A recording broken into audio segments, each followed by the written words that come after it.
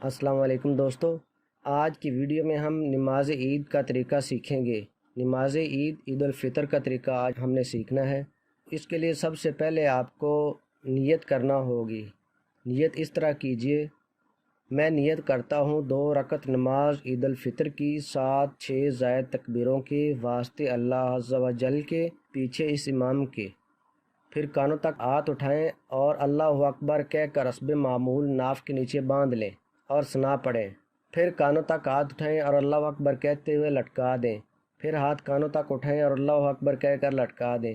پھر کانوں تک ہاتھ اٹھائیں اور اللہ اکبر کہہ کر باندھ لیں، یعنی پہلی تکبیر کے بعد ہاتھ باندھنے ہیں، اس کے بعد دوسری اور تیسری تکبیر میں ہاتھ لٹکا دینے ہیں اور چوتھی میں ہاتھ باندھ لینے ہیں۔